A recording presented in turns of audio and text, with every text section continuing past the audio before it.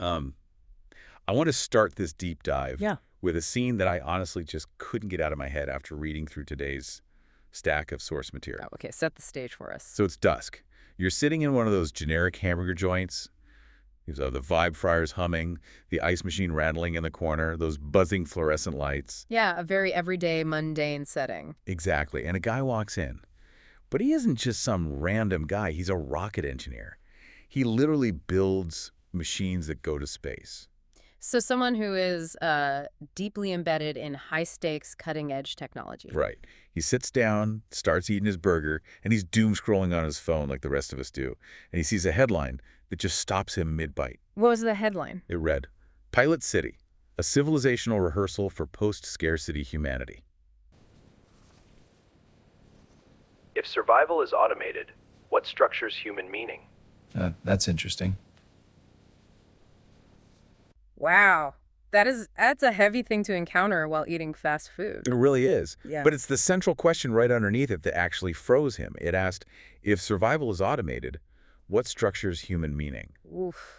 Yeah, that's the kind of question that makes your food taste like sawdust. It completely reframes the moment. He's sitting there eating this cheap, mass-produced, automated food, realizing that the technology he works on every day is rapidly making the basic struggle of survival obsolete. Right. But without that struggle, what are we? And that question is really the launch pad for what we're looking at today. We're exploring this concept of a pilot city. Which I'll admit sounds entirely like science fiction at first, or maybe a pitch for some utopian commune. It does sound like that, but the documents we're analyzing argue that it is actually a practical, imminent necessity. It's a physical place designed to rehearse a world where robots and AI do the work, and humans, well, we have to figure out what humans do. But here's the thing that really surprised me. I went into this thinking, okay, this is a brand new, highly futuristic idea. But it's not. No, the very first thing we have to talk about isn't the future at all. It's the past. Our source material includes this addendum that basically maps out an entire family tree of people who have tried to build things like this before. I'm really glad you brought that up first, because if you don't understand that historical lineage, you really can't grasp why this new pilot city proposal is so different. Right. We actually have a very long history of what you might call living laboratories.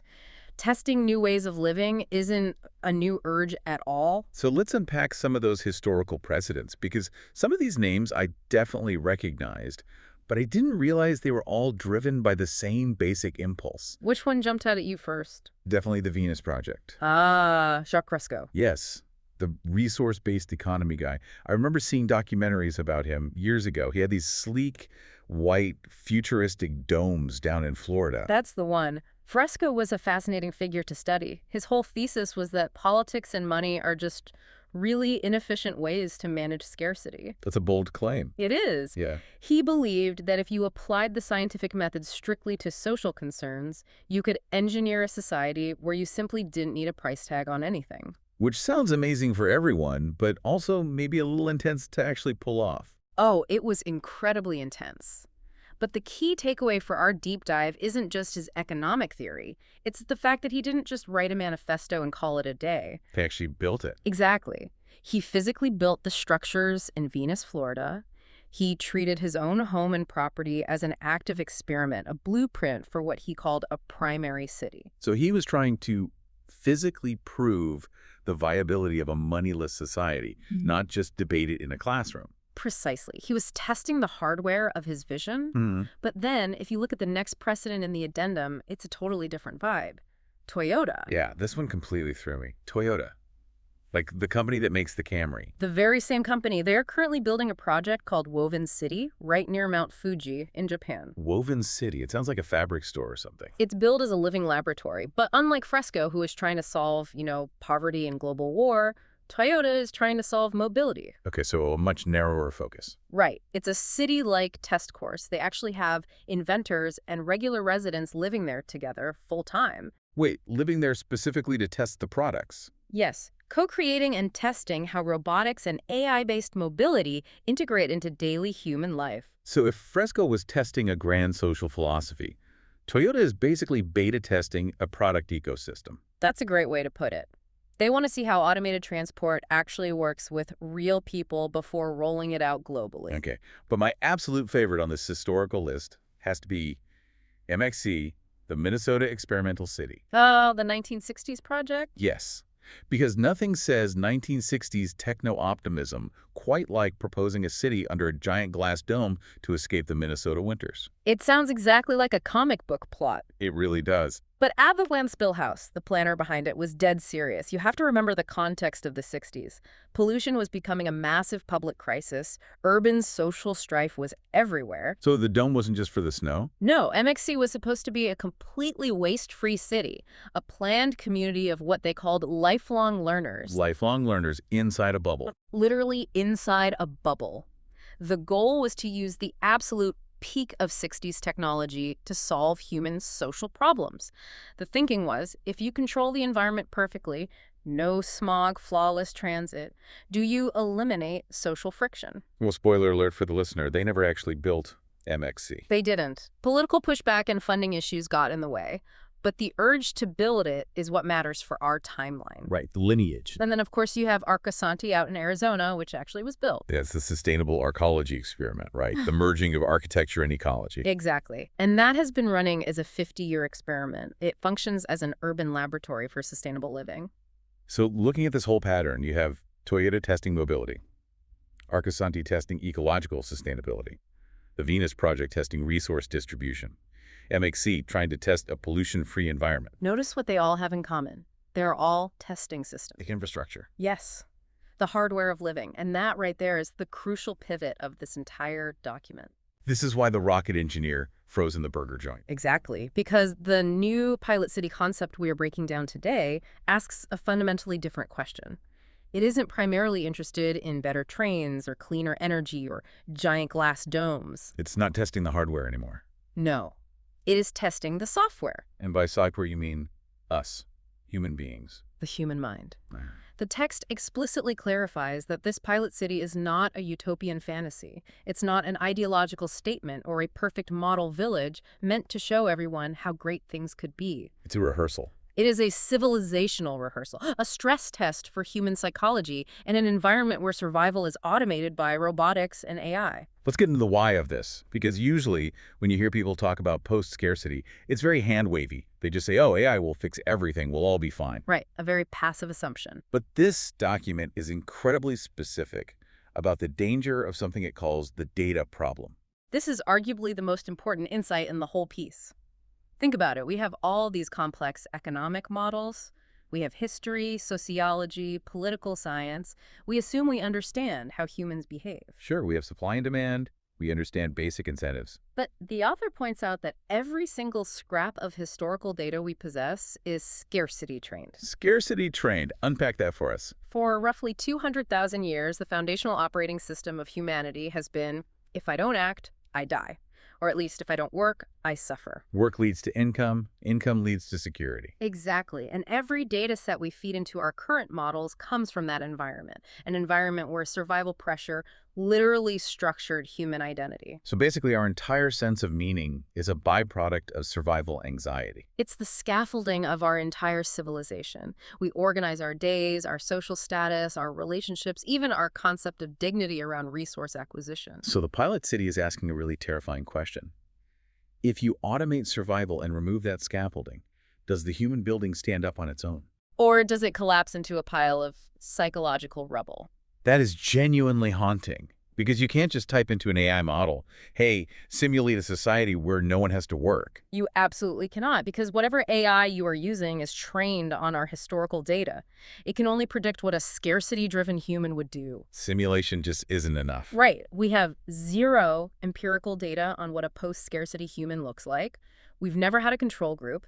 You cannot know what replaces the survival structure without lived experimentation. So this pilot city is basically like a Mars simulation habitat, but instead of testing if we can survive the atmosphere of another planet, we're testing if we can survive our own economic future. That is a perfect analogy. Before we send astronauts to Mars, we lock them in a dome in Hawaii for a year to see if they can handle the isolation without turning on each other. Makes sense. So before we let automation permanently detach labor from survival for billions of people, we need a physical milestone. We need to put people in a city where survival is guaranteed by AI and energy abundance and just observe what happens. Okay, so let's talk about the actual experiment, the variables.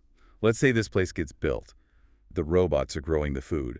The energy grid is totally autonomous. It's fully functional. You move in, you get the keys to your place, you don't pay rent, you never have to buy groceries. What are the researchers actually watching you do? The document lists 4 core variables they need to answer. First, what organizes human behavior? Right, because if a boss isn't telling you to be at a desk at 9 in the morning, what gets you out of bed? Exactly. Do you write a novel, or do you just stare at a screen for 14 hours a day? I feel like we all want to say we'd write the novel, but the reality is risky. Which leads to the second variable, what motivates effort. Without economic coercion, why do hard things? And the third one is about dignity and belonging. Yes.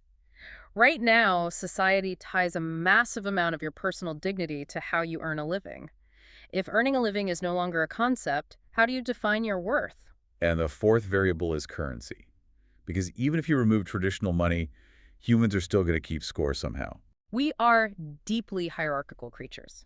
If dollars disappear, what becomes the new currency? Is it reputation? Is it creative output? Or does it just revert to raw power and who can shout the loudest? That is exactly what they need to find out. And the source material lays out 2 very different potential outcomes here, the positive possibilities and the negative risks. Let's start with the positive. This is the optimistic Star Trek future scenario. Right, the Renaissance argument. Historically, moments of massive innovation or deep spiritual insight often came from people who possessed mental bandwidth. People who weren't consumed by the anxiety of surviving the winter. Exactly. Think of historical mystics or aristocrats who didn't have to labor in the fields. They had the time to observe and invent. So the positive hypothesis is that if you give everyone that kind of unburdened bandwidth, society unlocks completely. That's the hope. You might see significantly stronger family bonds because parents aren't exhausted from working 3 jobs. You might see explosive innovation because people can experiment without the fear of financial ruin. The document also mentions a rediscovery of stewardship. Yes, caring for things simply because you find meaning in them rather than because you need to extract economic value from them. It's about accessing insights that are currently filtered out by chronic stress. Okay, but then we have the negative risk, what the document calls the comfort trap. This is the entropy problem, and history is full of warnings about this. Like the old saying, hard times create strong people, easy times create weak people. Precisely. If there is absolutely no friction in your environment, do you lose your physical and mental definition? The risk here is severe complacency, physical stagnation, and total dependency on the machines. It's the Wall-E scenario. Everyone just floating around, totally numb. The researchers are genuinely worried about this. That's why the city must constantly measure physical vitality and cognitive resilience. They need to know if abundance produces a creative renaissance or if it just causes human decline. So if the experiment shows that people just turn into stagnant blobs when they don't have to work, Then the pilot city just saved us from a global catastrophe. right? If we discover that abundance destabilizes us in a voluntary city of a few thousand people, we can adjust. Maybe we realize humans actually require artificial struggle to stay sane. We'd have to literally design friction back into our lives. Yes, but we desperately need that data before the global transition happens. The experiment is about observation, not control. People volunteer to go, and they can leave whenever they want. I want to pivot to the practical design of this place, because when I picture a post-scarcity automated city, I just picture endless chrome, glass, and screens. A high-tech bubble. Exactly. But the source emphasizes a low-tech parallel, which feels like a contradiction. It's actually one of the most nuanced parts of the design. The thesis is that high-tech infrastructure should exist primarily to enable low-tech living. What does that actually look like in practice? It's the difference between automation and stewardship. A drone can easily monitor and harvest a field of crops. That is a mechanical act of automation. But stewardship, working with the soil, tending to an animal, deeply understanding a local ecosystem, that is a relationship. Living systems fundamentally respond to human presence. So the robots handle the drudgery, the heavy lifting, but the humans are still entirely connected to the natural world. Exactly. Human interaction with land and ecosystems isn't obsolete just because a machine can do it faster. The pilot city wants to study that exact exchange. How do humans interact with nature when they're doing it purely for meaning, not for survival? Okay, I have to play devil's advocate for a second. Who actually runs this city? Yeah. Because the document states the governance is undefined by design. I know, it sounds a bit alarming. It sounds like a polite way of saying they have no idea, and it's going to turn into Lord of the Flies. It is definitely a huge risk. But think about the alternative. If you declare on day one, this is a corporate town run by a board of directors, Yeah. you immediately skew the behavioral data. Because people will just act like employees. Right. And if you say, this is a strict democracy, you skew the data in a different direction. So they are intentionally leaving a power vacuum. They are prioritizing the idea over the jurisdiction. The governance could eventually look like a research campus, a public-private partnership, or something entirely new. But the governance structure has to naturally evolve from the experiment itself. It seems incredibly precarious. It is. But the authors argue that an unmanaged, chaotic transition of the entire global economy is infinitely more dangerous. Which brings us to their point about strategic inevitability. Right, the idea that we can't just put our heads in the sand. Automation is not waiting for us to feel emotionally ready. It's not waiting for politicians to figure out the philosophy. Markets relentlessly optimize. If a robotic system is cheaper and more efficient than a human worker, the robot is getting that job. It is a mathematical certainty in the current market system. Survival is going to be automated for large populations soon, whether we build a test city or not. So the pilot city isn't a luxury. It's risk mitigation. It's a fire drill. We know the fire is coming. The only question is, do we run a drill now, or do we wait until the building is actively burning to start looking for the exits? When you frame it like that, it makes this whole civilizational rehearsal feel entirely mandatory. That is the core argument. It's not a billionaire's indulgence. It's preparation for an imminent, unavoidable reality. I just keep going back to that rocket engineer in the burger joint. The hamburger aha moment. Yeah. He walked in there, just wanted a quick dinner, and he walked out wondering if the entire structural foundation of his life was about to dissolve. Because the future we are barreling toward isn't just about getting faster delivery apps or smarter phones. It is a fundamental rewriting of the human contract. So as we wrap up this deep dive, let's look at the whole picture. We examine the ancestors of this idea, the domes of MXC, the social engineering of the Venus Project, the tech testing of Woven City. All of those historical precedents were testing the hull of the ship. I love that. And the pilot city. The pilot city is finally testing the crew. Exactly. And the source material leaves us with a final provocation that I think you, listening right now, should really sit with. It asks, are humans capable of evolving beyond a survival-driven identity? Or does abundance actually destabilize us? It is the ultimate design variable for our civilization. Think about it. If you woke up tomorrow and you knew for an absolute fact that your food, your shelter, your healthcare, your safety were completely guaranteed for the rest of your life. What happens to you? Not just what are you going to do this weekend to celebrate, but who do you become in 10 years? What becomes your meaning? Do you become a master gardener? A philosopher? Or do you just sink into the comfort trap and scroll on your phone forever? I mean, I would really like to think I'd become the philosopher. But the scrolling is pretty heavily engineered to keep us hooked. And that honest hesitation you just had, that is exactly why we need to build the pilot city. We need to find out the truth about ourselves before it's too late to change course. It's a rehearsal we really can't afford to skip. Well, that is all the time we have for today's deep dive. Thanks so much for exploring this with us. Catch you in the next one. The idea of the pilot city to test the world that we can live in when robots already took pretty much most of the jobs anyway. Well, a story that need to be told, be it a true or just an urban legend, I don't know. Search did not produce proof for that, but doesn't really matter.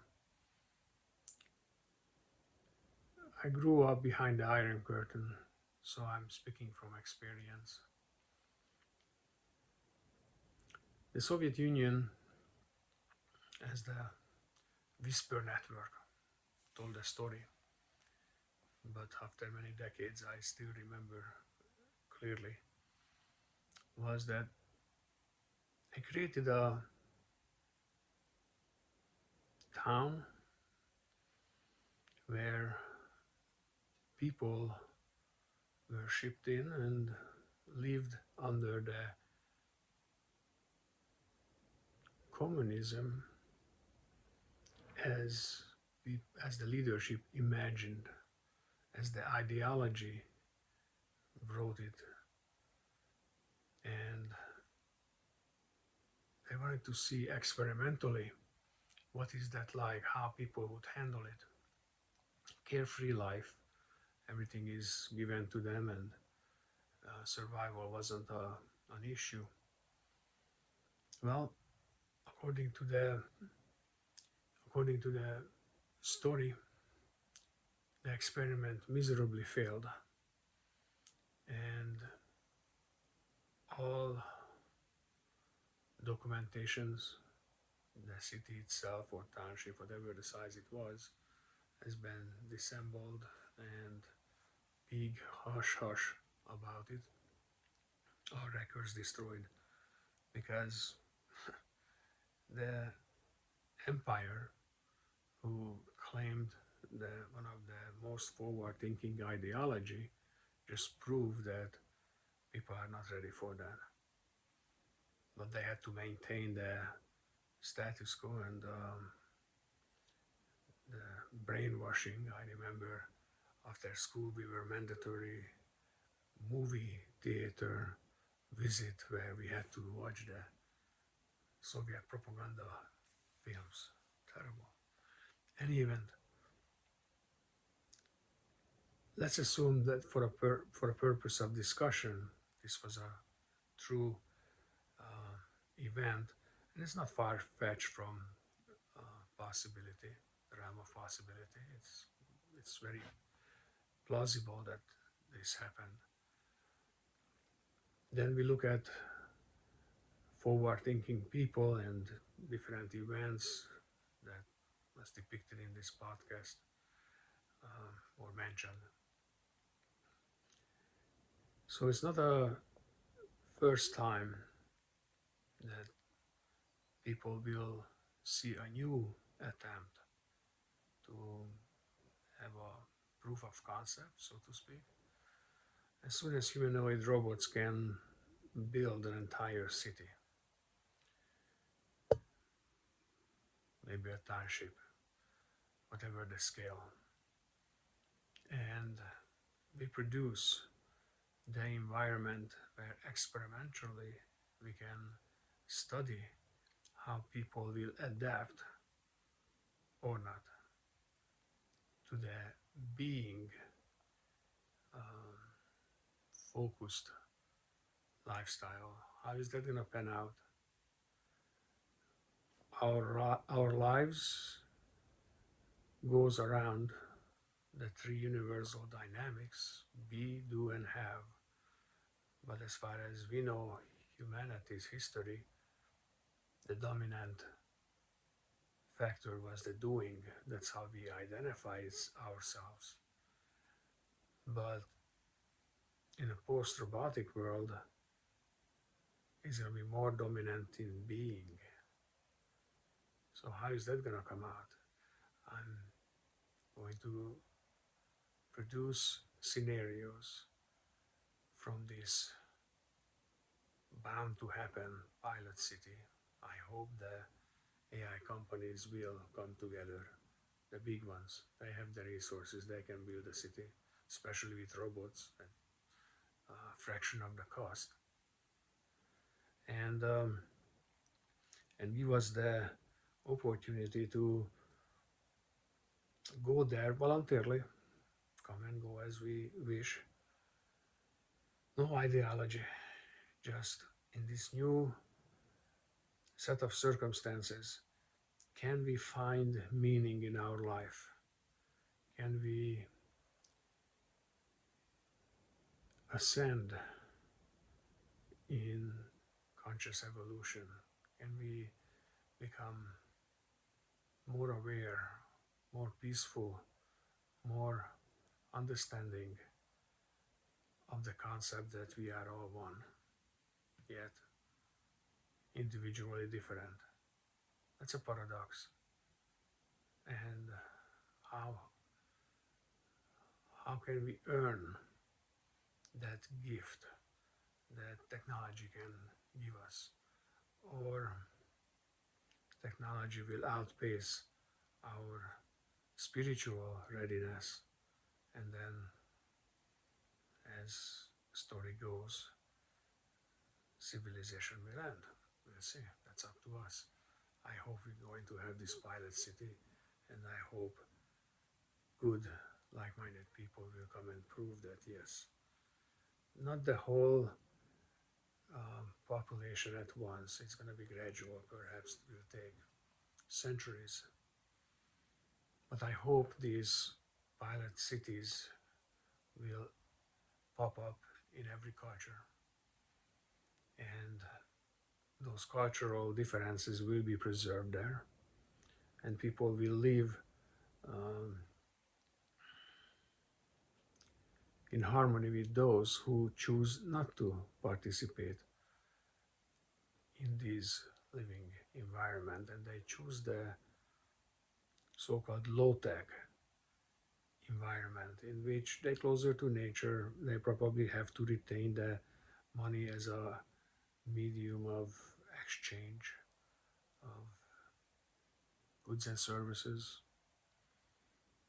and live with all the challenges and frictions that we are so very well aware of throughout history. And they continue doing that while they can make visits to these pilot cities and see, life could be like that too. Do I really want it? Or even if I don't, will my children choose that?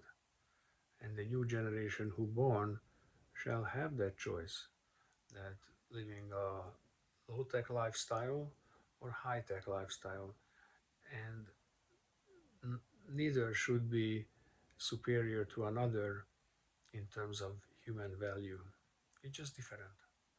Anyhow, much can be said about that, and that's what I'm set out to do in the following video podcast or debates or whatever.